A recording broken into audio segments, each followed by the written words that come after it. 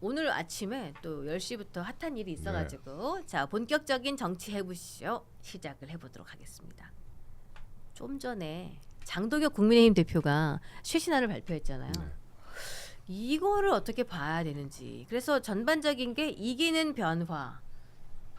뭐 그리고 지난 국민의힘이 정책 정당으로 바꾸어야 되고 또 공천 비리 뭐 신고센터 같은 거를 건립해서 그러니까 민주당을 저격하는 듯한 발언을 하기도 하고 여하튼 이거는 윤과의 결별에 준하다고 봐도 되는 건지 요거 좀 어떻게 보셨는지 우리 김도현 기자님부터 좀 말씀 주시겠어요? 일단은 저희 데스크들이 네. 안에서 이거 제목을 어떻게 뽑아야 되나 고민을 많이 하고 있을 것 같은데요. 예. 제 생각에는 그렇게 긍정적인 평가는 안 나올 것 같아요. 일단은 발언을 좀 보면은요. 그 계엄에 대해서 잘못했다라고 얘기했는데 이건 이미 지난 대선이라든가 그때도 계엄은 잘못된 일이라는 일을 국민의힘에서 계속 견지를 해왔어요. 그 굳이 좀 달라진 게 있다고 하면은 잘못과 책임을 국민의힘 안에서 찾겠다라는 표현이거든요. 그러면은 그 전에는 이제 사실은 계엄의 원인을 민주당에 돌리면서 이제 어쩔 수 그 계몽령 비슷한 주장을 되풀이를 했었잖아요. 뭐 그런 차원에서 봤을 때는 크게 달라진 건 없다. 그리고 오히려 지금 국민의힘이 사과를 해야 한다면은 그동안 윤어게인을 해왔던 것에 대한 사과가 있어야 되는데 그 부분은 빠졌어요. 뭐 그런 차원에서 봤을 때 아마 언론들은 크게 후한 평가를 내리기는 좀 어려워 보인다. 드라이하게 가거나 아니면 조금 박하게 평가할 것 같다라는 생각이 듭니다. 그럼 좀 형식적인 수준에서 조금 더 발전된 모습 정도밖에는 인지가 안 됐다는 평가를. 그리고 또 여기 들어오기 전에 이제 그 국민의힘 보좌진들이라든가 네. 관계자들이랑 카톡 텔레그램 막 하다가 들어왔는데요. 일단은 왜 이 시점에 1월 7일에 이 얘기를 또 굳이를 하느냐 이런 말들을 하더라고요. 만약에 진짜 이 정도 메시지를라면은 사실은 12월 3일 계엄 1주년 했어도 되는 거 아니냐라는 좀 의문도 나오는 것 같아요. 어떻게 보셨어요, 대변인? 뭐 어쨌든 밀려서 하는 사과 성격이 있었다고 봐요. 뭐 김도읍 정책위 의장이 그만두고 사실 어제 주요 시사 프로그램에 나온 그 국민의힘 주요 정치인들의 워딩을 보면 네. 장동혁 대표가 이대로 가면 안 된다. 예를 들어서 주호영, 뭐 또 박정훈, 뭐 이런 분들이 다 장동혁 대표 그러다 혼자 남는다. 네. 성일종 의원 포함해서 이런 요지의 이야기를 했거든요. 그러니까 언제까지 본인이 지금 갖고 있는 스탠스를 유지할 수 있을까라는 부분에 대한 고민을 했었던 것이고 원래 1월 8일에 예정됐었던 쇄신 변화안에도 반성보다는 여하튼 자강 쪽에 그 초점을 맞추지 않겠느냐라고 했었는데 오늘 아침에 좀 기류 변화, 그러니까 뭐 본인 페이스북에도 좀 그 믿음 뭐 이기는 믿음인가요? 믿음이 기적을 만듭니다. 뭐 이런 식으로 하면서 변화를 보여줬다는 저는 전 긍정적으로 평가하는데 네. 이게 물 반 차 있는 거랑 비슷한 거잖아요. 어떤 사람은 야 그거 물 반밖에 안 남았더라라고 얘기하는 거고 아직도 야 물 반이나 남았으니까 마실 물이 충분해 이렇게 얘기하는 거랑 같기 때문에 아까 뭐 김도영 기자는 이제 뭐 어떤 저 중립적인 평가를 했는데 저는 그래도 당원의 한 사람으로 네. 이 정도면 진일보 했다. 진일보 아니 뭐 장동혁 대표가 그동안 이런 얘기 안 하다가 네. 그리고 또 윤석열 전 대통령에 대해서 이제 사법부와 역사의 판단에 맡기자 이렇게 얘기했거든요. 그런 얘기도 한 적이 없었어요. 장동혁 대표는. 만족하십니까? 근데 왜 질의응답을 안 했는지를 만족은 한번 보세요. 아니야? 아니 그러니까 맞아요. 질문을 처음부터 받지 왜? 않겠다라고 했는데 제가 되게 궁금했던 거는 그동안 탄핵은 잘못됐다라는 입장을 계속해서 견지해 왔었는데 여기에는 네. 그 부분이 빠져 있어요. 그러면 탄핵에 대한 입장 변화가 있는지 없는지를 기자들이 질문을 해야 되는데 그 부분은 본인이 답하고 싶지 않았던 거죠. 그러니까 질의응답이 없었던 거는 요거보다도 저는 제가 지금 말씀드리는데 진짜 원인이 있다고 봅니다. 기자들이 그럼 한동훈 게시판 문제는 어떻게 되는 거예요? 그런 말이 윤리위원회 나올까 봐. 내일 그 임명장 주고 네. 3명 지금 그만뒀다는데 3명 그러면 추가로 뭐 선임할 겁니까? 요거 그리고 한동훈 전 대표 측에서 반발하고 있는데 이거 어떻게 되는 겁니까? 이 질문 안 하겠습니까? 뭐 제가 기자라도 당장 그 자리에서 할 건데 이런 불편한 질문들에 대해서 지금 답하기가 굉장히 어려웠을 거다. 지금 본인이 지지했던 사람들은 뭐야 윤석열 전 대통령을 사법부의 판단에 맡겨? 역사의 판단에 맡겨? 이제 뭐 절연하겠다는 거야. 이것도 충격일 텐데 네. 장동혁 대표를 지지했던 사람 중에. 근데 거기다 대고 또 한동훈 전 대표와 관련해서도 얘기가 나왔는데 뭐 다른 류의 본인들이 원하는 그 답이 아니라 다른 답이 나왔다면 패닉이 올 수도 있거든요. 그분들에게는. 그러니까 이 불편한 질의응답을 안 받은 이유, 그러니까 우리가 두고 봐야 되는 거죠. 근데 저는 답변할 수 있을 것 같아요. 그런 질문 제가 장동혁 대표라면은 그래요? 윤리위는 독립기관이기 때문에 제가 드릴 말씀이 없습니다. 아. 윤리위원 인선은 추가로 진행하겠습니다. 이렇게 답변하면 됩니다. 이게 잠깐 한 마디만 더 할게요. 트럼프 미국 대통령이 맨날 하는 질문에 대한 답이 뭐냐면 wait and see입니다. wait and see. 두고 보자. 근데 장동혁 대표가 이렇게 말하는 거 정말 좋아요. 예. 아니, 말은 얼마든지 할 수 있죠. 뭐 야 윤석열 뭐 미래로 가자. 우리 이제 과거에 대해서 반성한다. 네. 이게 국민들에게 진정성이 있으려면 어떤 행보가 나오느냐, 메시지가 아니라 어떤 액션이 나오냐가 중요한데 지금의 단계는 wait and see인 것 같습니다. wait and see. 지금 뭐 김도욱 정치회의 의장이 사퇴를 하면서 국민의힘에 위기가 온 것이 아니냐 이런 여론이 확산되니까 갑자기 이런 기자회견을 갖는 건지 시기상으로 조금 뜬금없다라는 말씀을 좀 중간에 섞어주신 것 같은데, 근데 개혁신당 입장에서는 네. 오늘 장동혁 대표의 넥타이 색깔을 좀 주목하셨을 것 같아요. 그거 무슨 갑자기 의미예요? 오렌지로 오렌지 계열에 무늬가 이렇게 좀 들어가 있는데 네. 이게 정치인들이 메시지 하나 그리고 어떤 스타일 하나에 굉장한 메시지를 네. 주는 게 있잖아요. 네네. 어떻게 보셨어요? 저는 그게 이제 뭔가 지금의 어떤 빨간색, 네. 이 강한 빨간색을 벗어나 보겠다라는 뭐 그런 표현으로 상징적으로 보여지긴 하는데, 네. 근데 이제 제가 이걸 문제 삼는 이유는 여기에 진정한 반성이 없습니다. 그러니까 뭐냐면 본인들이 해온 지금까지의 행보나 그 정당이 걸어온 추구해왔던 방향성 자체에 대한 잘못, 이것을 처절히 반성하는 게 아니고 그 워딩을 보면 잘못된 수단이었다는 거예요. 비상계엄은 잘못된 수단이었다. 네. 그러니까 방법을 사과하고 있는 겁니다. 네. 그러니까 본질은 사과하지 않고 이것은 잘못된 수단이다. 그 수단을 선택한 것이 잘못된 거고 그거에 대한 반성을 하겠다. 이러한 잘못을 되풀이하지 않겠다. 이렇게 지금 얘기하고 있기 때문에 사실은 사안의 본질을 비껴나가고 있는 거죠. 네. 약간 어떻게 보면 국민들을 속이는 거라고 볼 수도 있습니다. 제 생각은요. 그러니까 국민들에게 사과하는 것처럼 보이는 워딩을 넣었지만 네. 안에 있는 위에 있는 내용의 전반적인 내용을 종합해 보면 그렇지 않다는 거죠. 그러니까 이 점에서 저는 문제를 삼고 싶은 거예요. 너무 박한 평가인데. 지금 보니까 최쫙대기님이 광재야 너도 후딱 한 바에서 탈출해야지 이런 뭐 그런 조언이 올라오고 있습니다. 댓글까지 읽어주십니까? 저도 다 보고 있어요. 진심 어린 조언인 것 같아서 그러면은 우리 정광재 대변인 보시기에는 장동혁 대표의 오늘 쇄신안 요게 6월 지방선거의 승리로 연결이 될 수 있을까? 야, 일단 저에게 그 하셨던 고언에 대해서 제가 좀 설명을 드리면 네. 전 한 바가 아닙니다. 그럼 그 중도 외연 확장을 그 희망하는 국민의힘 내의 정치 신인이죠. 혁신계. 혁신 혁신계. 쇄신파. 예. 지난번 김근식 위원장도 그 얘기를 했었는데 제가 이게 2년 전에 우리 당에 들어왔을 때 그때부터 생각한 것은 우리 정당이 이렇게 강성 지지자들의 요구에만 매달렸다가는 네. 대선 못 이기고 총선도 못 이긴다. 수도권에서 정치하려고 하는 저 같은 사람에겐 그건 생존의 문제다라고 생각했기 때문에 중도 외연 확장을 지속적으로 얘기했었던 거고, 그 메시지와 가장 부합하는 현실 정치에서의 영향력이 있는 사람이 한동훈 전 대표였던 거죠. 지금도 한동훈 전 대표라고 보고 네. 그렇기 때문에 한동훈 전 대표와 정치적 괴를 같이 하는 거지, 뭐 제가 한동훈 전 대표의 개인적 매력에 흠뻑 빠져들어서 또는 뭐 그런 개인적 친소 관계로 무조건 편을 드는 건 아니고 우리 당이 가려고 하는 방향과 제가 생각하는 것, 또 한동훈 전 대표가 생각하는 방향이 그래도 대강 가장 잘 맞기 때문에 같은 목소리를 내고 있는 거고요. 네.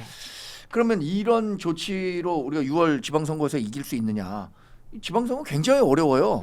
이재명 대통령이 집권 1년 만에 하는 그 지방선거고 네. 앞으로 남은 기간 동안에 이재명 대통령이 쓸 수 있는 카드가 무궁무진할 겁니다. 네. 2018년에 6월 1일 지방선거인데 5월 30일인가 트럼프 미국 대통령하고 김정은하고 싱가포르에서 회담했어요.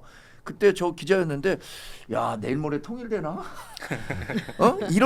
이런 식의 분위기를 막 조성했단 말이에요. 그러니까 6월 1일 지방선거 치르나 마나한 결과가 나온 건데 앞으로 5개월 동안 저는 상당히 많은 민주당과 이재명 대통령이 쓸 수 있는 카드가 많기 때문에 우리가 절대적으로 불리한 선거를 치르고 있고 예. 지금대로라면 우리가 승리할 수 없죠. 제일 중요한 게 결과적으로 공천룰을 어떻게 세팅하느냐 이게 장 대표의 진심을 좀 가늠해 볼 수 있을 것 같은데 네. 오늘 메시지가 좀 있습니다. 책임 당원의 명칭을 변경하고 당원의 권리를 강화하겠다라고 했고요. 지선 공천의 룰을 이기는 룰로 바꾸겠다라고 했어요. 근데 이기는 룰이 뭔지는 정확하게 설명을 안 했는데 경선을 원칙으로 하되 이기는 선거가 되도록 지역과 대상에 따라 당심 반영 비율을 조정하겠다라고 했거든요. 전 여기에 내포된 게 당심을 강화하되 조금 이제 수도권 같은 지역은 그 강화의 비율을 조금 낮추겠다. 약간 이런 맥락이 아닌가 좀 생각이 되거든요. 예. 그럴 경우에는 중도 확장성을 갖춘 저희 정광재 선배님 같은 분이 상당히 어려움을 겪으실 수밖에 없다라는 생각이 좀 들어가지고 그런 것들이 이제 추후에 진행되는 어떤 국민의힘의 로드맵을 보면서 좀 판단해야 될 것 같아요. 그러면은 보시기에 이 장동혁 대표가 내는 이 쇄신안 자체가 최근에 어젠가요 그젠가요 이 고성국 유튜버 고성국 선생님이신 그분 직함을 어떻게 해야 됩니까? 그분이 입당 원서를 김재원 최고위원에게 공개적으로 줬잖아요. 네. 보통 130만 유튜버께서 그거를 입당 원서를 받으면서 세간에 도는 소문은 뭐 그러면은 고성국을 뭐 지명직 최고를 주려는 거 아니냐. 뭐 선을 긋긴 했지만 혹시 그런 거 아니냐. 아이, 보통 그럴 이런 인싸를 가능성은- 섭외할 때는 소문이 막 돌잖아요. 혹시 그럼 오늘 쇄신안도 고성국이 코치한 거 아니냐. 윤통께서도 요거 그 당시에 다른 유튜브 채널보다 고성국의 채널은 정치적으로 어떤 정책 기반을 만들 때 그거를 참고했다는 소문이 있길래 자 그런 부분에 대해서 어떻게 보시는지 먼저 말씀 주시겠어요? 저는 그러니까 이게 모순된다고 생각을 하는 거죠. 고성국 유튜버가 표방하고 있는 게 지금 거의 이제 구구 표방하고 계시잖아요. 네. 그런 분이 지금 최고위원이 직접 가서 입당 원서를 받았어요. 사실 김계리 변호사는 입당이 거부되지 않았습니까? 그런데 이 경우에는 지금 최고위원이 직접 가서 그거를 받는 거를 유튜브로 송출하고 이런 메시지를 낸 다음에 네. 다음 날 지금 뭐 이 오렌지색 넥타이 매가지고 이거 짝퉁 오렌지잖아요. 개혁신당의 저희 색깔에 해당되는 이런 짝퉁을 표방해 가면서 지금 서울시의 신년회도 똑같은 오렌지색을 쓰고 있습니다. 지금 또 이 국힘에서요. 그러니까 저는 이런 것들을 보면은 모순된 행위고 이게 이렇다고 해서 색깔을 주황색으로 한다고 해서 오렌지색으로 한다 그래가지고 중도 확장이 되겠습니까? 중도 확장이 되려면 진짜 가치가 중도 확장을 할 수 있는 중도의 가치를 가져야 되는 거죠. 합리적인 얘기를 하는 사람들이 합리적인 모습을 보여줘야 중도 확장이 되는 것인데 지금 이 내용들을 보면 이미 행동 자체가 합리적이지 않고 저는 오늘 장동혁 대표의 어떤 그 사과 메시지처럼 보이는 이 내용들이 왜 의미를 폄하하느냐. 아까 말씀드렸다시피 거기에 진정한 사과가 없어요. 그러니까 사과를 할 때는 상대방이 그거를 진심으로 느낄 수 있어야 사과가 되는 겁니다. 그래서 장동혁 대표가 저 앞에 나서서 저렇게 얘기하지만은 아마 곧 또 다른 행보가 보였을 때는 또 이것과 모순되는 행보를 보일 가능성이 저는 굉장히 높다고 생각을 하고 오늘 지금 그 메시지를 내시면서 장동혁 대표께서 뭐 청년과 관련된 얘기도 하시고 뭐 여러 가지 얘기를 하셨어요. 네. 어떻게 보면 이제 취약점, 그러니까 지방선거를 앞두고 그에 대한 취약점을 보강하기 위해서 하는 것으로 보여지는데 거기에는 뭐가 있어야 되냐면 진정성이 있어야 된다. 저는 그 부분을 꼭 말씀드리고 싶습니다. 제가 좀 재밌는 포인트가 하나 네. 있어가지고요. 김재현 최고위원이 사실은 이제 고성국 씨 그 입당을 주도하신 거잖아요. 네. 근데 오늘 김재현 최고위원 아침에 그 정치쇼에 출연을 하셨는데 거기서 이제 장동혁 대표 기자회견이 알려지기 전이에요. 그래갖고 이제 그 앵커가 장동혁 대표 기자회견 뭐 내용을 공유했느냐라고 물어보니까 오늘 정도 공유하는 시간이 있지 않을까라고 답변을 했고 내일인데 아직도 공유 안 했느냐 그러니까 뭐 그런 것들은 할 거라고 했는데 이 말인즉슨 김재현 최고위원이 장동혁 대표가 오늘 기자회견을 한다라는 것 자체를 모르고 있었던 거예요. 그렇게 그 얘기는 뭐냐면은 장동혁 대표와 김재현 최고위원 사이에 어떤 종류의 교감은 없어 보이고 그런 맥락에서 고성국 씨 입당을 과연 장동혁 대표의 의중까지 포함이 됐을 것인가라는 점은 조금 더 지켜봐야 될 것 같아요. 어쨌든 뭐 들어오겠다는 사람을 뭐 못 들어오게 할 수는 없는 거잖아요. 근데 아까 말씀하신 것처럼 김계리 변호사를 막아놓고 김재원 최고가 우리 고성국 유튜버 되시는 이분 대표라고 그러나요? 이분은 보통 어떤 저희는 직업으로 교수라고 많이 하시더라고요. 누구? 국민의힘분들은 교수? 네, 고성국 교수이시고. 이렇게 대표 이렇지 뭐, 않나? 아 그렇죠. 그래요? 예, 여기 유튜버 회사 고성국 하니까. 예, 고성국 대표 되시는 분을 딱 맞아들 때는 130만 유튜버 이주 크잖아요. 그리고 영향력이 있어버려요. 인싸란 말이야. 근데 맞습니다. 이거를 나 혼자 가가지고 그냥 입당 원서를 이렇게 공개적으로 봤는데 약간 상식적으로 안 맞아서 그쵸? 그래서 이거 뭐 얘기가 된 거 아니야? 이 역할 생각을. 분담이 있었을 수는 있을 것 같아요. 예. 이거 김재현 최고가 이걸 하시고 이거는 저는 또 제대로 가겠다라고 했을 수도 있을 것 같아요. 근데 그 김재현 최고가 오늘 그 장동혁 대표가 기습 이렇게 변화와 쇄신 기자회견을 할지 몰랐던 건 확실한 것 같고 네. 전 김재현 최고가 하는 이야기를 과연 장동혁 대표가 얼마나 귀 기울여 듣나 이런 부분은 좀 의문인데요. 그러니까 뭐 최고위원으로서 최고위원회 하고 뭐 이런저런 의견을 들을 수는 있겠지만 그것이 자기가 의사 결정을 하는 데 있어서 결정적인 영향을 줄 것 같지는 않아요. 네. 그리고 김재현 대표가 오늘 뭐 그런 얘기 했더라고요. 고성국 대표를 최고위원 시키려고 하는 거 아니냐. 고성국 최고위원 시키려고 하는 것에 대해서는 김재현 대표도 그렇게 하겠습니까? 라고 얘기했고 오늘 이런 쇄신안을 발표했는데 고성국 카드는 이제 말이 안 된다라고 보는 게 합리적일 것 같습니다. 근데 만약에 실제로 뭔가 교감하에 진행된 거라면 이게 되게 대단한 시그널이 될 수도 있는 게 이게 제가 취재한 내용에 따르면은 어쨌든 그 고성국 씨가 앞서서 그 영남 30석 공천권 줘야 된다 지방자치단 이런 주장을 하셨잖아요. 이제 네. 그 누구냐 그 자유통일당 뭐 우리공화당 이런 정당들의 근데 사실은 지난 대선 때 이미 당 지도부의 몇몇 인사들이 자유통일당, 우리공화당과 합당을 하자라는 주장을 했던 걸로 제가 취재를 했었거든요. 네.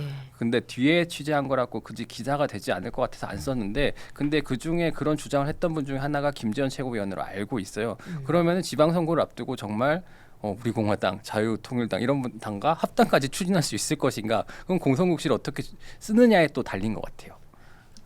그래서 색상을 이렇게 보면은 어떤 의지가 그렇게 표명이 되는지가 약간 묘연해지기도 네. 하고 이제 국민의힘이 빨간색을 가지고 나서 색깔의 변천사가 분홍색도 한번 갔다가 약간 이렇게 됐잖아요.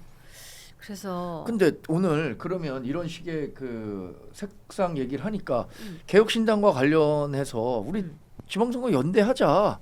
같이 좀 중도 보수로 해보자. 또 나왔다. 이런 식으로 정식 오퍼가 가면 이준석 대표나 우리 김 최고나 고민해봐야 하는 사안 아닌가요? 왜냐하면 그 개혁신당도 독자 후보를 내서 과연 얼마나 많은 독자 후보를 낼 수 있고 얼마나 많은 뭐 단체장이든 기초의회에서의 의석수를 가질 수 있는가 이거 고민해야 될 거잖아요.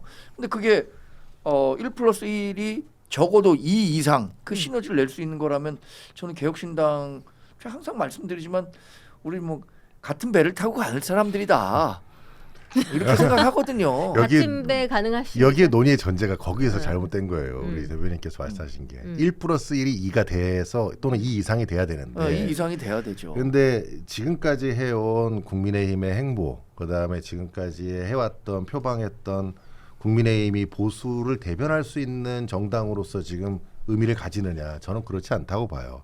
그러니까 만약에 지금까지 민주당과 어떤 대립각 속에서 정말 올바른 합리적인 얘기를 가지고 비판을 해왔으면은 그런 부분이 충분히 이해가 되죠. 그리고 당연히 어떤 같은 가치를 가지고 같은 메시지를 낼 수 있다 그러면 당연히 구분할 수 있는 거고, 그래서 통일교 특검도 같이 얘기하는 거 아니겠습니까? 그런데 이제 그 기존에 해왔던 다른 여러 가지 모습들에서, 그러니까 오늘 장동혁 대표의 오늘의 이 메시지도 마찬가지예요. 그게 진정성이 느껴지고 그리고 실질적으로 그에 따라서 뼈저린 반성과 다른 어떤 개혁의 의지를 가지고 바뀐다 그러면 저희는 그때는 또 생각해 볼 수 있겠죠. 그러나 그런 진정성을 아직은 느끼지 못하고 있기 때문에 그런 얘기를 하는 것은 저희는 받아들일 수도 없고. 그러니까 제가 아까 소수정당 말씀드린 편을 제가 좀 들어도 될까요? 네. 소수정당 편에서 말씀을 드리면은 일단은 하나는 윤석열 전 대통령 탄핵에 대해서 국민의힘은 아직도 당론으로 반대인 입장이고요.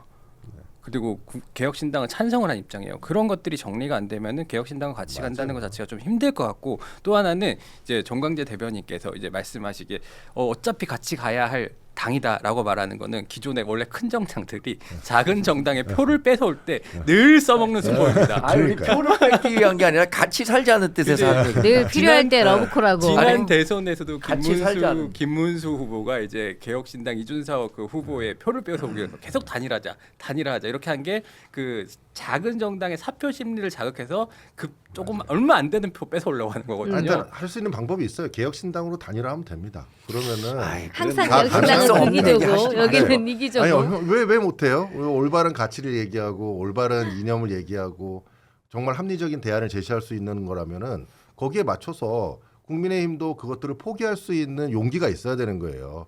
잘못했던 거에 대해서 잘못한 거를 숨기고 그 어떤 이 승리만 어떤 숫자 노름에서 숫자로 이기는 거에 대해서만 얘기하는 거, 이것은 이제 더 이상 국민들이 받아줄 수도 없고요.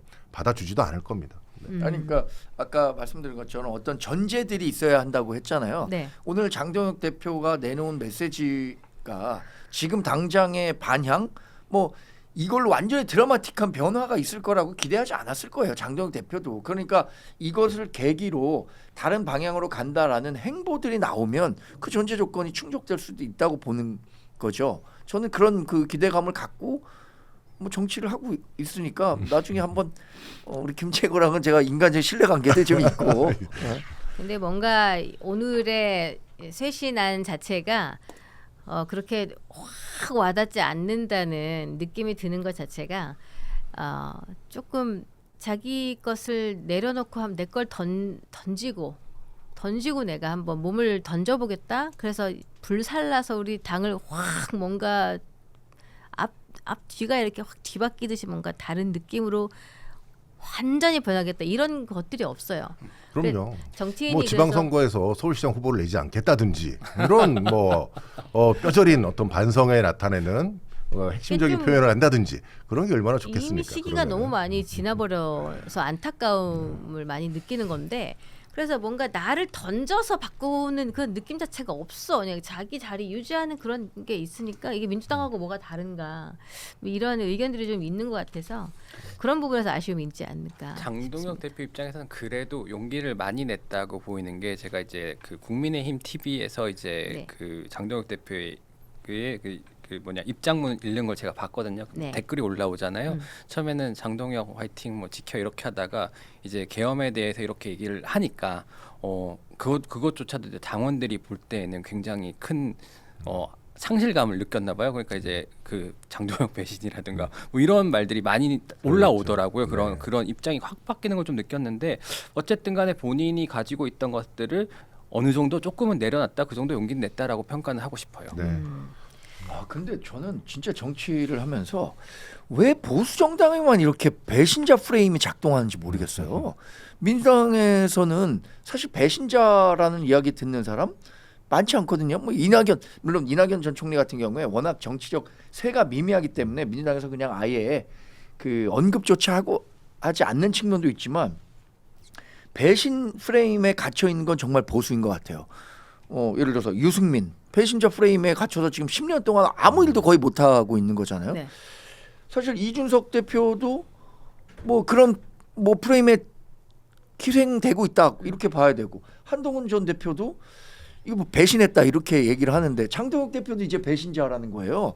그럼 배신이 뭔가? 아니 여론을 쫓고 민심을 쫓는 게 배신이라고 이렇게 그 한 배신이라는 나쁜 단어에 갇혀버리면 앞으로 누가 용기 낼 수 있는 정치인이 있겠습니까? 아니 계엄에 반대했다고 해서 배신이라고 하면 그 말이 되나요?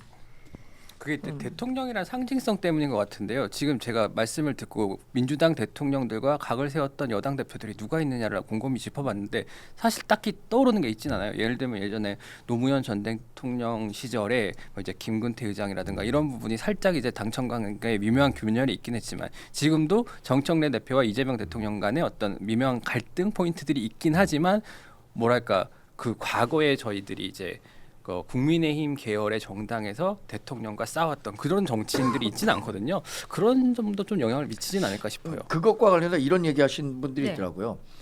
보수 정당에서는 박근혜 정권, 윤석열 정권 이렇게 그 대통령 중심으로 가려고 하는 반면에 민주당은 그냥 이재명 정부 또는 민주당 정권 이렇게 얘기한다는 거예요. 그러니까 하이어라키의 그 철학적 관점이 다른 거죠. 그러니까 민주당은 우리가 키운 사람이 대통령이 된 거다 이렇게 보는 거고 우리는 대통령 중심으로 뭉치려고 하는 거고 이러다 보니까 대통령 개인에 대한 의존도가 커서 그 사람에게 반대되는 얘기를 하면 그냥 배신자 이렇게 가는 것 같아갖고 그게 좀 아쉽습니다. 근데 저 양당이 다 마찬가지예요. 거기 수뇌부의 다른 얘기를 하는 것 자체를 용인하기가 어려워서 좀 자유롭게 이렇게 의견 개진하고 하는 문화가 좀 만들어져야 되고 다른 의견을 좀 소수 의견 존중하는 그런 정치적으로 그런 자세가 필요할 것 같은데 그걸 축출하기에 바쁘니까 정치가 좀 더 퇴보하는 게 아닌가 싶어요. 자 이제 다른 이슈를 조금 해봐야 될 텐데 저희 스포츠 주신 분이 계셔가지고 소개를 할까요? 성남총각님 한동훈 전 대표가 중도 확장력이 있는 게 확실한가요? 지난 대선에서 김문수 후보한테 당심은 물론 여론조사에서도 졌잖아요. 이러셨어요. 이건 어떻게 보시는지 간단하게 좀 주세요. 당심에서 6대4였고 여론조사에서도 그게 그 아마 역선택 방지 조항이 있어서 당신 국민의힘 지지하느냐 안 하느냐 이걸 했기 때문에 당심과 여론조사에서도 이렇게 차이가 크게 나지 않는 수준이었는데 근데 실제로 민심에서는 거의 5대5 나온 걸로 기억하는데요. 저도 비슷하게 기억하는데 51대 49 정도로 민심에서는 거의 뭐 오차범위 수준이었던 걸로 제가 기억합니다. 그리고 그때가 이제 결선 투표가 있어가지고요. 이제 그 전에 이제 거의 뭐 굳이 따지면 탄핵이나 계엄에 대로 선을 그었을 때 3대 1의 구도였기 때문에 그게 좀 그렇게 되지 않았나라는 생각은 좀 들어요. 장동혁 대표가 어제 계엄에 대해서 사과를 했죠. 예. 오세훈 시장과 박형준 시장은 환영을 했습니다. 반면에 탄핵 등 윤석열 절연에 대한 직접 언급은 없다라는 지적도 나왔습니다. 장동혁 대표의 계엄 사과 많은 분들이 좀 약간 시비가 좀 많이 갈린 것 같은데 세 분은 또 어떻게 보시는지 우리 이긴 사무총장은 어떻게 봤습니까? 장동혁 대표의 사과. 저는 뭐 당 내에서도 공식 논평으로 뭐 사과는 환영할 만하지만 뭐 의견은 유보한다라는 평가도 있기는 한데요. 네. 어쨌든 용감하게 사과하신 거는 평가할 만하다. 아. 왜냐하면 극단적인 유튜버들 시청자들 댓글들을 보면 장동혁 대표에 대해서 그렇게 욕을 해요. 그래서 불편한 이야기를 했다라는 거죠. 근데 그만큼 국민의힘 내에서는 되게 용기 있는 결단이라고 좀 봅니다. 물론 뭐 윤석열 대통령과 김건희 여사와의 어떤 절연 내지는 이 사회와 언론들이 요구하는 그 메시지가 나온 것은 아니지만 이 정도의 결단은 조금 뭐 평가할 만하고 그리고 계속해서 변할 거라고 예고를 하잖아요. 그리고 장동혁 대표가 분명히 취임 초기에 1도씩 변한다라고 했으니까 이런 부분들은 우리가 너무 좀 박하게 바라볼 필요는 없다라는 생각이 들면서도 그 후속에 나오는 쇄신안은 조금 아쉬워요. 청년 내지는 전문가 네트워크 전문 정당을 만들겠다라고 하는 것은 어쩌면 당연한 말이거든요. 그리고 진짜 쇄신안을 얘기할 거면 제가 개인적으로 요구하는 것은 뭐 역선택 방지 조항을 뺀다든지 당신 비율을 완전히 없애고 뭐 100% 민심 비율로 간다든지 하는 진짜 민심 속으로 나아간다라는 그런 결단이 있었으면 더 막 큰 변화를 느꼈을 텐데 그건 좀 없어가지고 아쉬웠다. 아하. 정도만 정리하겠습니다. 그렇구나. 예. 그 우리 장희찬은 어떻게 봤습니까? 일단은 그 임시현 누나의 이야기를 듣고 그럴까요? 저는 또 당 입장에서 한번 이 답변을 하도록 하겠습니다. 분명히 또 뭐라고 혹평할 게 뻔하기 때문에. 자, 우리 세윤이는 어떻게 봤습니까? 아니 당연히 솔직히 저희는 아무 타격감이 없었어요. 뭐 이제 와서 뭐 어쩌라고? 내용도 그렇고 시기도 그렇고 방법도 그렇고 뭐 이거 갖고 무슨 얘기할 게 있나? 그냥 당에서는 그냥 드라이하게 뭐 뭐라고 얘기했냐면 박수현 수석 대변인이 이야기한 거는 뭐 눈 가리고 아웅이다. 뭐 이렇게 막 그냥 씻지 않은 몸에 옷만 갈아입는다 깨끗하지 않는다. 뭐 이렇게 좀 점잖게 이야기했는데 저는 어제도 얘기했지만 이건 쿠팡 사과보다 못한 사과다. 예, 뭐 때와 장소와 뭐 시간이 다 틀렸다고 봐요. 이거 갖고 얘기할 게 있나? 그리고 진정한 반성을 했으면 그 이후에 놓아지는 그 인선을 보면은 전혀 윤어게임만 외치는 핵심 관계자들이 입당까지 했죠. 그 다음에 윤리위원장이라는 분이 그런 분이 오셨죠. 뭐 뭐라 그러지? 뭐 우리가 비판 김건희 씨를 비판하는 것에 대해서 뭐 질투와 시기 해석을 한다. 뭐 이런 식의 발언을 한 뭐 하여튼 그런 윤어게인 뭐 그 건희 여천가 부르는 사람이 윤리위원장으로 왔다는. 그런 걸 보면 네. 이게 무슨 사과의 내용이 있겠습니까? 어허, 좋아요. 네. 우리 세윤들아가 또 이렇게 자기가 당당할 때는 눈동자가 절대 흔들리지 않아요. 그래. 네. 초롱초롱하지 아주. 시선이 한 군데로 딱 가 있고 말하는 것도 깔끔하고 정직한 예. 사람이야. 정직한 사람인데. 자, 살려주세요. 그에 반해서 우리 장희찬은 또 어떻게 평가를 하는지. 뭐 일단 저는 이게 국민의힘의 공식적인 6번째 사과였는데 네. 장동혁 대표야말로 비상계엄에서 가장 자유로운 인물이거든요. 계엄 해제를 냈고 어허. 그 이전에 친윤으로 분류되지도 않았고요. 네네. 윤석열 정부 때. 그러니까 어떻게 보면 그 비상계엄 당시 대표는 한동훈이었습니다. 한동훈이 여당을 제대로 운영하지 못해서 대통령의 비상계엄이라는 어떤 비극적 상황까지 초래된 건데 한동훈이 싸지는 똥을 장동혁이 열심히 치우고 있다. 아하. 가장 자유로운 사람이 또 한 번 이제 대신 십자가를 지고 사과를 했다는 게 의미가 있는 것 같고요. 국민들께서도 알아봐 주실 거라고 생각하고 이게 사실 쉬운 결정이 아니었음을 왜냐하면 많은 또 전통 지지층들이 서운해하고 속상해하는 걸 무릅쓰고 나간 것이기 때문에 저도 그날 하루 우리 멸콩 TV에서 네. 실시간 11,000명의 시청자들이 네네. 속상하다, 서운하다, 화난다 하는 것들을 제가 같이 다독여가면서 아하. 그래도 우리가 욕도 이기기 먹었나요? 위해서 그럼요. 네, 앞으로 나아가자. 뭐 후원 취소하고 하신 분들도 있어요. 진짜. 그런데 이제 그래도 우리가 이 손가락이 아니라 달을 봐야 된다. 더 큰 뜻이 있을 거다라고 이제 달래면서 나아갔거든요. 또 오세훈 시장이나 박형준 시장이 환영을 했어요. 이건 뭐냐면 이제 민주당은 뭘 해도 욕하겠죠. 네. 근데 이제 국민의힘의 내부 정치 구도에서 오세훈, 박형준 이런 사람들은 친한이 절대 아니거든요. 그런데 이제 뭐 비상계엄 사과나 이런 걸 고리로 어떻게 보면 한동훈이 거기에 숟가락 얹었던 건데 네. 장동혁 대표의 메시지에 호응하면서 이제는 여기에 대해서 막 푹거리고 이건 진짜 아니잖아요. 대표가 그래도 어렵게 정치적 결단을 하고 사과를 했는데 김종혁 같은 사람이 아니, 시간을 좀 두든가. 페이스북에 바로 푹 하고 올리는 거는 정치 이전에 그냥 너무 싼말 같은 짓이거든요. 그렇지. 삼류 양아치 같은 짓. 그러니까 그 친한 게만 고립되는 정치 구도 역전 현상이 일어났다. 또 그래서 이 사과로 인해서 일단 당내에서는 장 대표의 어떤 리더십이나 그림력이 좀 더 강해지는 뭐 그런 결과를 낳은 것 같고요. 어허. 국민들께 더 저희는 사실 이제 2월 이후가 반격의 시간으로 생각을 합니다. 뭐 사법 절차들이나 1심 선고들이 다 끝나고 그럼 국민들이 이제 그 일은 이제 더 이상 이야기하지 말자. 지금 경제와 부동산 어떻게 되냐. 그렇지. 2월 3월부터 본격적으로 보실 거라 생각하거든요. 그때까지는 지지층을 잘 아우르면서 가는 게 중요하다고 봐요. 뭐 그런 과정이라고 생각하고 있습니다. 네, 어쩌면 이제 장동희 대표의 계엄 사과에 대해서는 뭐 잘한 것 같다. 예. 한동훈이 싼 똥을 장동영이 지금 잘 치우고 있는 것 같다라는. 근데 한동훈이 무슨 똥을 쌌어요? 아니 여당을 제대로 운영했으면 대통령이 비상계엄이라는 극단적 수단까지 쓸 필요가 없었겠죠. 이게 민주당의 폭거도 폭거지만 여당이 민주당보다 더 심하게 대통령실과 정부를 공격한 게 저는 비상계엄 초래한 원인 중 하나라고 생각합니다. 이해하셨습니까? 아니요. 뭐 할 말 해, 전혀 누나, 왜? 이해가 안 돼가지고. 아, 그래. 아니 그러니까 이게 똑같네. 그러니까 장동혁 대표도 그 사과 입장문, 난 사과문이라고 생각하잖아. 본인 입장문에서 예. 수단을 얘기했는데 그 말은 어떻게 들리냐면요. 아 이거 조금 잘했어서 성공했어야 되는데 성공 못해서 약간 미안합니다. 약간 그 느낌 들지 않았어요? 계엄을 성공했어야 예, 되는데. 예, 예. 그거는 근데 너무 자의적 확대 해석인 것 같아요. 맞아 확대하고 있어요. 그러니까 인정합니까? 확대 인정합니까? 그거는 세훈 누나 인정한데. 또 미안해가지고. 왜냐하면 이게 지지층에 맞서는 게 쉽지 않은 선택이거든요. 네. 그럼 장 대표 지지층은 명확하게 그 기자회견을 반대한단 말이에요. 그런데 지지층에 맞서는 또 지지층의 뜻을 일정 부분 거스르는 선택을 하는 건 정치인으로서 용기예요. 그럼 그런 용기를 냈으면 그게 뭐 각자의 기준에서 뭐 민주당의 기준이건 개혁신당의 기준이건 100%가 아니더라도 어쨌든 진일보한 거잖아요. 그러면 그거에 대해서는 좀 호평을 하고 인정을 해줘야 다른 정치인들도 소위 말하는 팬덤이나 지지층과 또 다른 용기를 낼 수 있는 그런 게 열리는 거거든요. 그렇지. 근데 그걸 그냥 무차별적으로 비난만 하면 푹푹 거리면 그렇지. 정치가 앞으로 못 나가는 거죠. 맞아요. 앞으로가 중요한 것 같습니다. 그렇죠. 앞으로가 중요하죠. 네, 사과를 했으니까 음. 사과에 따른 행동이 뒤따르는지 음. 뭐 특히 대통령의 탄핵에 대해서 막 부당하다고 의견을 피력한다거나 계엄에 대해서 정당하다고 하는 사람들과 조금씩 그러니까 단숨에 절연하지 못한다 하더라도 조금씩 국민들에게 거리를 둔다라는 그런 인상을 충분하게 줘야 된다라는 것이 저의 의견이고 그게 장동혁 대표의 본분이자 의무인 것 같습니다. 그걸 하는지 좀 지켜봐야 될 것 같아요. 알겠습니다. 이 고성국 박사의 입당도 주목을 좀 끌고 있던데. 근데 이건 제가 설명드리면 네.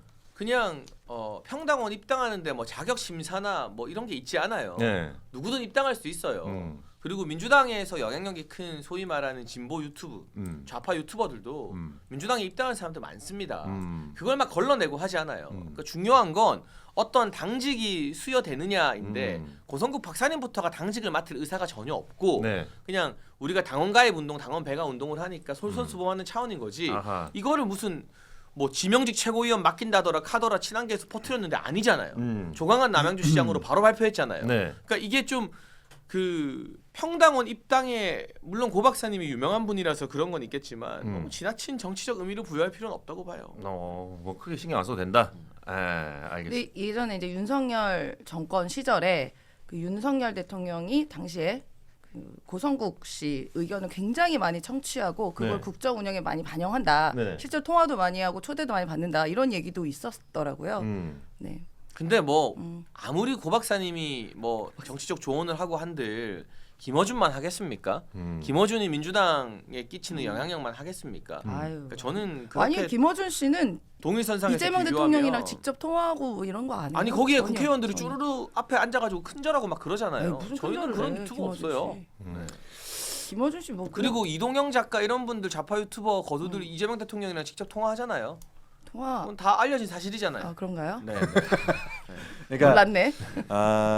입당은 자유다. 야. 그렇죠? 정당 가입의 자유가 있는 나라니까 헌법에서 보장하기도 하고. 근데 어쨌든 최근에 고성국 TV의 고성국 앵커가 말을 하는 그 주장과 의견들이 대체적으로 국민 눈높이에 안 맞는 것들이 분명히 있을 거란 말이에요. 근데 그것도 하나의 의견이라고 사실 뭐 치부한다고 하더라도 네. 어쨌든 고성국 그분의 관점과 어떤 의견이 당의 중심으로 와서는 안 되겠다는 생각은 들어요. 그게 지도부 내지는 이 국민의힘에서 그럴 생각이 없다라는 것을 명확하게 보여줘야 되는 게 되게 중요한 것 같고 어쨌든 뭐 입당을 뭐 이렇게 막을 수는 없으니까 근데 어쨌든 과거에 한번 강용석 씨가 탈당했다가 복당할 때 한번 제안했던 그 복당 심사를 통해서 불허했던 적이 있었었거든요. 근데 이건 복당 심사는 아니니까 입당에 대해서 그렇게 막을 수는 없겠습니다만 어쨌든 이분들이 당 내에서 좀 이렇게 주객 전도되지 않게 막 활개치지 않게 좀 견제하고 감시하는 역할을 좀 해야 될 것 같아요. 아니 근데 김계리 씨 입당하려다가 제지돼가지고 입당 못했었잖아요. 당시에. 그러니까 그랬나요? 그건 이제 김계리 씨. 본인이 입당할 거라는 사실을 먼저 예고해서 당시 지도부가 아마 대선 앞두고 네. 정무적 차원의 판단을 한 것 같은데 보통은 이제 저처럼 복당하는 경우에 대해서는 어떤 심사위나 이런 게 열려요. 당원 당규상. 근데 그냥 개별 입당 같은 경우는 막을 근거가 없어요, 사실. 팩스만 넣으면 누구나, 끝이니까. 네, 정당 입당에 자유가 있기 때문에 민주당에도 별의별 희한한 사람들 많잖아요. 네, 똑같은 거예요. 근데 이제 그게 뭐 당직에 중용되고 아니고 여부를 봐야 되는 거지. 네. 근데 김계리 씨는 입당하는 것 자체를 약간 좀 거부했다. 네 그렇게 나와가지고 본인이 막 페이북에 막 뭐 분노하는 거 막 이런 거 썼던 거 기억이 나거든요. 그리고 이제 전한길 씨, 네. 전한길 이분은 전한길로 입당 안 하고 전유관이라고 본명이 따로 있어요. 그걸로 스리슬쩍 입당해서 나중에 국민의힘에서도 전유관이 전한길인지 몰랐다 뭐 이러면서 그랬으면 입당 막았을 텐데 이런 얘기도 나왔었습니다. 전한길 씨가 원래 본명이 전유관이에요. 전유관이에요. 네, 전유관. 그랬구나. 네네네. 그때도 김계리 씨 입당 때도 김재원 최고위원이 뭐 무슨 문제가 있느냐라고 하면서 약간 끌어들인 부분이 있는 것 같고 이번에 고성국 앵커 입당도 김재원 최고가 한 걸로 알고 있는데 김재원 최고는 이 당의 어떤 외연 내지는 뭔가 이 방향을 결정하는 데 있어서 어떤 것이 중요한지 좀 잘 판단하셨으면 좋겠어요. 일단 그리고 고성국 앵커 내지는 김계리 변호사가 되게 커 보일 수 있어요. 그 표가 되게 커 보일 수 있고 어쨌든 본인들의 정체성과 맞닿을 수도 있는데 그렇지 않은 사람들의 목소리 좀 살펴봤으면 좋겠다는 생각을 의견을 덧붙입니다. 네, 알겠습니다. 네. 장동혁 대표가 쇄신한 발표 하루 만에 인사 발표를 또 했죠. 그래서 윤석열 전 대통령 옹호하는 인사를 중용했다. 라는 비판도 있던데 요거에 대해서는 어떻게 생각하시는지 궁금합니다. 예. 그러니까 기본적으로 일단은 어제 4명의 인사를 보면 네. 컨셉이 몇 가지 보입니다. 일단 원내 장악력 확대. 그러니까 정점식 의원이나 김대식 의원 같은 경우는 발이 굉장히 넓은 분들이거든요. 네. 그러니까 원내 지지 기반 확대 의미가 있고요. 네. 두 번째 이재명 대통령과 잘 싸우는 사람도 중요하겠다. 조강한 남양주시장 계곡 가지고 이재명 대통령과 싸운 걸로 유명하고 이게 김장겸 의원 같은 경우 정무실장직 신설됐는데 네. MBC에서 이 소위 말하는 대표. 좌파 언론과 투쟁한 걸로 유명하잖아요. 세 번째 한동훈의 자리는 없다. 한동훈이 반강제로 쫓아냈던 정점식 의장을 다시 복귀시킨 건 우리가 개혁하고 쇄신하는 방향으로 외연 확장도 하고 오세훈, 박형준 손도 가겠지만 한동훈 네 자리는 없다라는 명확한 어떤 선긋기라고 해석하면 될 것 같습니다. 한동훈의 자리가 한 자리 했었으면은 우리 장희찬이 또 가만히 있지 않았을 텐데. 그거는 이제 우리 100만 당원들, 110만 당원들이 용납할 수 없는 마지노선이라고 보면 됩니다. 궁금한 게 있습니다. 예. 한동훈 대표랑 장동혁 대표랑 사적으로 내지는 뭐 공적으로 만남을 가질 가능성은 없습니까? 뭐 저는 당 대표가 일개 징계 대상자 평당원과 만나는 것 자체가 윤리위 심사에 부정적인 영향을 줄 수 있기 때문에 옳지 않다는 입장이고요. 본인이 사과와 반성할 수 있는 숫한 기회가 있었는데 오히려 당 보고 나한테 사과하라 적반하장 하고 있잖아요. 그러니까 뭐 아무튼 전혀 그럴 일이 없을 것 같습니다. 알겠습니다. 지금 장동혁 대표가 새 신안을 발표한 것 중에 당명을 개정한다. 그리고 청년 공천을 확대한다. 그리고 선거 연대하겠다라고 밝혔습니다. 예. 이게 장동혁 대표의 새 신안에 대해서는 또 김재섭 의원은 하나만 한 소리 아니냐라고 이렇게 또 혹평을 하곤 했는데 근데 미안한 말인데 이러니까 김재섭 의원이 당에서 신망을 못 받는 거예요. 그러니까 김재섭이 이야기할 때 함께하는 그룹이 전혀 없잖아요. 네. 그러니까 이 독고다이가 뭐 대단한 소신인 것 같고 멋있어 보이지만 그러니까 수위라는 게 있거든요.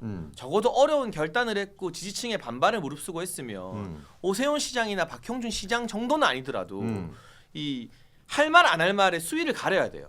근데 김재섭 의원이 왜 이렇게 조급하게 그 수위를 못 가리고 오버하는지 모르겠어요. 그러니까 좀 부족하다는 말은 할 수 있죠. 뭐 대안과 미래에서도 환영하지만 아쉬운 부분이 있다 했어요. 그러니까 그런 쓴소리라면 저희도 귀 기울여 드려야죠. 그렇지. 근데 대놓고 하나만한 소리다? 그럼 김재섭 의원이 이때까지 했던 말 중에 하나만한 소리 아닌 건 뭐가 있습니까? 네. 그러니까 이러니까 감정적 반발을 사고 김재섭 의원이 지향하는 그 소장파 그룹이 확대가 안 되는 거예요. 저는 정치 되게 잘못하고 있다고 생각합니다. 알겠습니다. 예. 그래도 김재섭 의원은 그래도 민심을 좀 따라가는 것 같거든요. 그래도 나름 서울에 지역구가 있고 또 그 지역구가 저희 민주당 입장에서 좀 아픈 지역구입니다. 어디죠? 네, 대대로 이제 사실 도봉. 민주당이 장악했던 지역구인데 김재섭 의원이 거기서 그래. 뭐 굉장히 오랫동안 살았더라고요. 4대째 총기 피탈 살고. 인사 안기령 씨가 같이 맞붙었다가 떨어진 곳이죠. 네, 그래서 저희에서는 그 어떻게 보면 민주당에서는 텃밭 같은 곳인데 네. 김재섭 의원이 거기서 당선돼서 저희 너무 놀란 게 근데 이 친구가 굉장히 노력을 많이 했더라고요. 네. 들어보면 시구의원들 당시 구청장들 다 본인들 사람으로 다 공천돼서 다 당선시켰고 네. 그리고 동네 구석구석 다니면서 그 민심을 본인이 국민의힘 민심이 아닌데도 불구하고 다 바꿔놨더라고요. 이건 사실 개인기라고 보여지거든요. 그래서 어떻게 보면 민주당 입장에서는 좀 무서운 자라나는 좀 청년 정치인으로 봤었어요. 그래서 저는 국민의힘이 이런 분들을 잘 포섭해서 오히려 확장해서 건전한 야당이 됐으면 좋겠다는 생각이 듭니다. 네, 개인적으로. 근데 이런 사람마저 이렇게 고립시키는 게 과연 극우의 길로 계속 가는 거 아니냐라는 생각이 듭니다. 아니 우리가 고립시키는 게 아니라 본인이 고립을 자처하는 거죠. 저는 쓴소리 해도 된다고 생각해요. 그러니까 아쉽다라고 말하는 국민의힘 의원들이 꽤 있어요. 근데 이거는 좀 그 당 대표와 당원들에 대한 예의가 아니죠. 저는 기본적인 예의는 그렇지, 좀 그렇지. 서로 간에 지켰으면 좋겠다는 이게 뭔가 말이에요. 의원들 그 안에 텔레그램 방에서 지금 얘기했다는 거잖아요. 근데 그 텔레그램 방에 쓰면 다 기사화 되는 건데 뭐. 거기 막 새 나가나 보네 거기. 그래. 그러니까 누군가 이제 이거를 기사화한 거죠. 아. 야, 김재섭 의원이 이렇게 얘기를 하더라. 야, 그러면 약간 그것도 단카방 같은 거예요? 단카방이죠. 단체 텔레그램 방이지 텔레방. 제 카톡방인지는 모르겠지만 원래는 이제, 그 의원총회 내용이나 단체 텔레방이 다 비공개였는데 네. 친한계가 그걸 유출시키는 전문가들이거든요. 그래서 막 총 녹음도 지들이 녹음해서 막 유출시키고 김병기 같은 짓거리를 해요. 네. 그러니까 이게 친한계라는 정치 잘못 배운 종자들이 국회 들어온 이후로는 이 비공개 의원 텔레방의 보안이 전혀 유지가 안 되고 있죠. 좋다. 그렇구나. 저희 닭간다 방송을 통해서 우리 장해찬이 지금 굉장히 컨디션이 좋아지고 있는 것 같은 느낌이 들어서 굉장히 오늘 사실 방송 전에 컨디션이 좀 안 좋았던 네, 걸로 알고 다들 좀 있었는데 시작 다시 전에는 좀 안 회복하고 좋았었는데. 있습니다. 방송을 하면서 아, 말을 하면서 요걸로 잠깐 좋아진 것 같은데. 퓨전을 잠깐만 이게 아니에요. 아, 이건가요? 이겁니다. 아니 뭔지 이렇게 퓨전하면 망해요. 누나도 드래곤볼 세대 아니에요? 아니, 나는 만화책을 잘 안 봤어요. 그치. 아, 진짜. 여자분들 많이 안 보지. 난 공부만 했어. 공부만. 드래곤볼은 범생이. 남녀노소 아니야? 그러니까 아, 이게 약간 만화책을 좀 잘 안 봤어요. 여성한 만화 이런 것도 안 봤어요? 안 봤어요. 언플러그드 보이 뭐 이런 거. 그건 봤던 것 같아요. 아 그래. 점프트리 A 플러스랑 점프트리 A 플러스. 언플러그드 보이는 아, 거 같아요. 미소녀는 봤구나. 네. 예. 요건 안 봤어. 그래. 괴짜 가족 이런 거 안 봤어요? 퓨전 이건 안 봤어. 알겠습니다. 자, 근데 저는 이제 개인적으로 이 장동현 대표의 새 신안 중에서 당명 개정한다라는 얘기가 좀 재밌게 들렸는데 국민의힘을 당명을 바꾸겠다라는 얘기인데 그렇다면 이제 국민의힘이 또 바뀐 지 좀 얼마 됐죠? 국민의힘이? 한 4, 5년 된 것 같은데. 김종인 위원장 있을 때 바뀐 거 아니에요? 한 5년 됐나? 그래요. 예. 그 전에 이제 미래통합당이었나? 미래통합당. 자유한국당이었나? 미래통합당, 자유한국당. 그래서 자유한국당에서 새로운 미래- 보수당과 합쳐져가지고 미래통합당 된 미래통합당 다음에 되고 그 다음에 된 국민의힘이 된 거죠. 어. 그때 이제 그 전에 새누리당. 지금 이제 충북에 있는 그 이수민 전 의원이 이제 그 아이디어를 내 가지고. 아, 근데 저는 그러니까 당명만 바꾸는 게 의미 없다는 주장 계속했지만 그렇지. 본질적으로는 가치 지향적 단어가 당명이 돼야 된다고 생각해요. 음. 그러니까 더불어민주당은 사실상 더불어 1억당 더불어 만진당이지만 어쨌든 본인들이 민주화 세대라는 가치를 그 안에 우겨는 넣어놨잖아요. 그리고 예. 더불어라는 것도 얘네들이 기본소득 좋아하고 배급 좋아하고 이런 것들이 그 더불어라는 단어 안에 들어있잖아요. 근데 우리는 미래통합당이든 뭐 이 자유한국당. 국민의힘이든 뭔가 무슨 가치냐가 잘 안 느껴지잖아요. 당명만 봐서는. 그렇지. 이게 피플 파워 파티인데 네. 제가 최고위원일 때 막 미 대사관 관계자들이나 외국인들이랑도 막 정치 교류할 일들이 있었는데 네. 피플 파워 파티다라고 하면 What? 약간 공산당 아래로 생각해요. 그 피플 파워라는 단어 자체가 파워. 외국에서는 그러니까 이게 가치 지향적이지 않거든요. 그러니까 미국처럼 차라리 뭐 데모크라시 리퍼블릭으로 그냥 딱 저는 좀 간단하게 가치 지향적으로 가는 게 맞지 않나. 뭐가 최선일지 모르겠지만 네. 본질적으로는 이 당의 철학이나 이 당의 가치를 한문이나 이제 영문으로 봤을 때 바로 알 수 있는 당명이 적합하다고 생각합니다. 그냥 좋아. 이게 당명이 너무 자주 바뀌잖아요. 그래서 제가 한 가지를 이제 예시를 한번 드리면 그냥 민정당 계속 하세요. 아니 민자당. 하든가. 민자당. 바꾸지 마. 그리고 헷갈려. 너무 당명 많이 바뀌어가지고 그렇게 하든가 아니면 이제 내가 한번 고민을 해봤어. 아이디어를 가져왔군요. 국민의힘의 당을 바꾸는데 네. 또 무슨 조롱을 세연이 하려고. 누나가 세연이 누나가 들어와봐, 아이디어를 냅니다. 들어와봐. 예. 리액션 준비돼 있어. 일단 아니야 나 안 웃길 것 같은데. 어. 일단 계엄을 했잖아. 예. 계엄이 상징적 아닙니까? 불법 비상계엄. 계엄. 네. 그다음 이제 보수잖아요. 예, 개엄과 보수. 그다음에 자유민주주의를 외치잖아. 예. 그래서 개보유당. 재밌긴 하다. 이거 약간 재밌어? 예. 아니 난 재밌으면 웃어줄라 했거든. 지금 그러니까 개보유당이야. 그렇지. 개보유당. 계엄의 개. 멍멍이가 아니라. 예, 보유당. 예. 그렇지. 이거 제대로 깠네요. 예. 좋았어요. 세연 누나 좋았어요. 세연이 누나 식의 약간 좀 풍자야. 예, 이것도. 예. 누나 1억 만진당이 훨씬 재밌어. 차라리 1억 왼쪽으로 만진당으로 해 그냥. 그래. 1억 왼쪽으로 만진다면 뭐야? 이게 어쨌든 저는 당명을 바꿔야 된다라는 문제의식 오케이 예. 공감합니다. 그러나 지방선거 전에는 좀 섣부르다. 왜냐하면 유권자들이 혼동이 올 수 있거든요. 아하, 특히 그럴 수 우리가 있지. 진짜 지역에서 어르신들 주민센터로 투표하러 오셨을 때 나 어디 뽑아야 돼? 이게 그 당이 그 당이야? 그러니까 본인들이 찍고 싶은 당은 머릿속에 있는데 헷갈려 하시지. 너무 헷갈려하는 분들이 생각보다 되게 많아요. 아, 근데 어. 우리가 2번을 하도 오래 해서 어. 숫자로 이제 다 기억하시고 이게 1, 2번이 안 바뀐 지가 꽤 됐기 때문에 근 10년째 2번을 하고 있어가지고 이게 그리고 연동형 비례대표제 때문에 과거 국민의힘이 당명을 바꿨었던 정당들 있잖아요. 자유한국당 내지는 새누리당 내지는 그런 정당들이 이름이 똑같은 데 있어요. 거기에 헷갈려가지고 그 당을 찍는 사람도 있단 말이에요. 그렇지. 그리고 기호를 기억하는 게 어르신들이 되게 힘들 수가 있단 말입니다. 그래서 제가 볼 땐 지방선거 전에는 그대로 가고 지방선거 결과에 따라서 당명을 바꾸던지 대국민 어떤 여론을 수렴해가지고 그렇게 하는 게 좀 제일 합리적일 것 같은데 지금 너무 뭔가 그것도 그렇죠. 쇄신을 위한 쇄신 때문에 당명을 바꾸려고 하는 것은 아니냐. 근데 이게 장 대표가 처음 주장했던 아젠다가 아니라 음. 그 초재선 그룹에서 당명 바꾸자라고 주장했던 걸 장 대표가 수락한 형식이라 가지고 받은 거였어. 네, 그래서 받은 거라 일단 전당원 여론조사가 오늘부터 돌아가고 있고요. 당원들의 여론조사 결과를 토대로 결정할 것 같아요. 여론조사 그거 연구원에서 좀 약간 조력합니까? 주관식으로 하는 거야. 네, 여론조사 저희가 지금 ARS 오늘 여론조사 갑니다. 주관식으로 아니요 일단 당명 개정에 찬성하느냐. 찬성하냐. 그렇지. 아 예. 찬성하느냐. 예, 댓글들이 우리는 안 만진당. 그러니까. 예. 네. 가발 안 쓴당. 네. 아 참. 진짜. 최종병기당. 예. 최종병기당. 그분은 이제 곧 우리 당이 아닐 수도 있는데 그러지 마세요. 의미 있는 말씀하셨네요. 천연 잔디랑.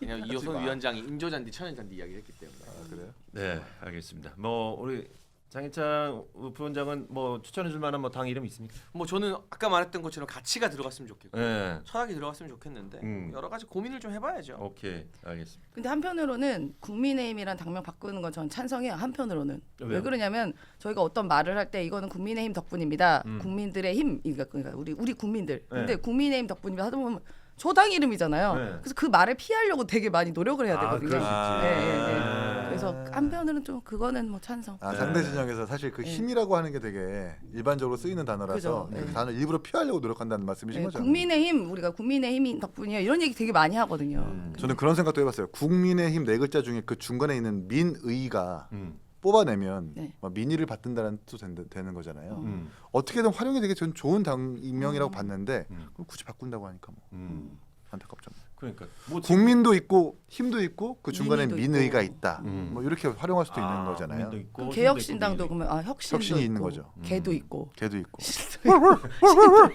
잘못하면 문다. 나 누나 물어. 문다는 거야. 아 우리 물어버린다. 놀려? 나 바로 물어. 나는 이거 안 피해. 아 좋다. 그냥 받는다. 예. 바로 받고 바로 무는. 어. 예, 아 좋아요. 예. 컴온. 네, 자 오늘 좋습니다.